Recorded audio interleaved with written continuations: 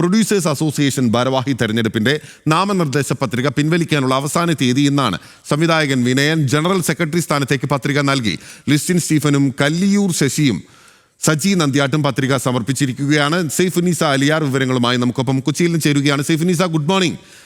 താരസംഘടനയായ അമ്മയിലെ തെരഞ്ഞെടുപ്പിലെ അന്തിമ സ്ഥാനാർത്ഥി പട്ടിക പുറത്തു വന്ന് അതുവരെ ഉണ്ടായിട്ടുള്ള പുകില, അതിനുശേഷം ഉണ്ടാകുന്ന പുകിലെല്ലാം നമുക്കറിയാം. ഇപ്പോൾ പ്രൊഡ്യൂസേഴ്സ് അസോസിയേഷന്റെ സ്ഥിതി എന്താണ് സെയ്ഫുന്നീസ?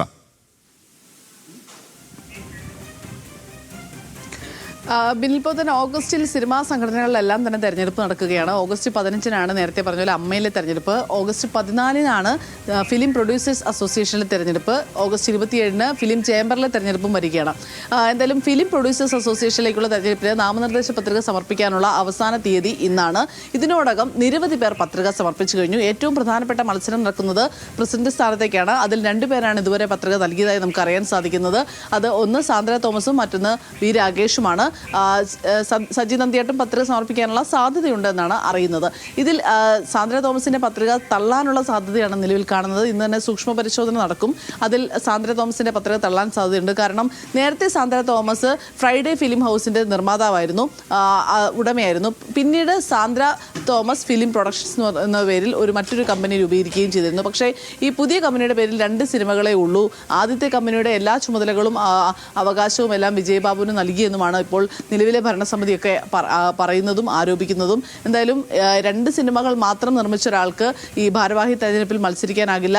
മിനിമം 3 സിനിമയെങ്കിലും നിർമ്മിക്കണം എന്നുള്ളതാണ് ചട്ടം. അതുകൊണ്ട് തന്നെ സാന്ദ്ര തോമസിന്റെ പത്രിക നിലനിൽക്കില്ല എന്നുള്ളതാണ് നിർമ്മാതാക്കളുടെ സംഘടനയുടെ ഒരു വാദം. അങ്ങനെയെങ്കിൽ സാന്ദ്ര കോടതിയെ സമീപിക്കാനും സാധ്യതയുണ്ട്. മറ്റൊരു പ്രധാനപ്പെട്ട കാര്യം, വിനയൻ നേരത്തെ മാക്ടിലടക്കം പ്രധാനപ്പെട്ട പദവികളിലൊക്കെ ഇരുന്ന വിനയൻ ഇതാദ്യമായി ഫിലിം പ്രൊഡ്യൂസേഴ്സ് അസോസിയേഷന്റെ ജനറൽ സെക്രട്ടറി സ്ഥാനത്തേക്ക് പത്രിക സമർപ്പിച്ചിരിക്കുകയാണ്. ശക്തമായ മത്സരമാണ് ജനറൽ സെക്രട്ടറി സ്ഥാനത്തേക്ക് നടക്കുന്നത്. കാരണം നിരവധി പേർ പത്രിക നൽകിയിട്ടുണ്ട്. അതിൽ പ്രധാനപ്പെട്ട ഒരാൾ ലിസ്റ്റിൻ സ്റ്റീഫനാണ്, പിന്നീട് സജി നന്ദ്യാട്ടാണ്, മറ്റൊന്ന് കല്ലിയൂർ ശശിയാണ്. ഇതിനൊപ്പം തന്നെയാണ് വിനയനും പത്രിക സമർപ്പിച്ചിരിക്കുന്നത്. നമ്മൾ ഈ അമ്മയിലൊക്കെ കണ്ടതുപോലെ തന്നെ ഒരാൾക്ക് പല സ്ഥാനങ്ങളിലേക്ക് പത്രിക നൽകാം. പക്ഷേ അവസാന ദിവസം ആകുമ്പോഴേക്കും ഇന്ന് സൂക്ഷ്മ പരിശോധന കഴിഞ്ഞ് ഒരു പത്രിക പുറത്തു വിട്ട് കഴിഞ്ഞാൽ അടുത്ത ദിവസങ്ങളിലൊക്കെ ഈ പത്രിക പിൻവലിക്കാനുള്ള സമയമുണ്ട്.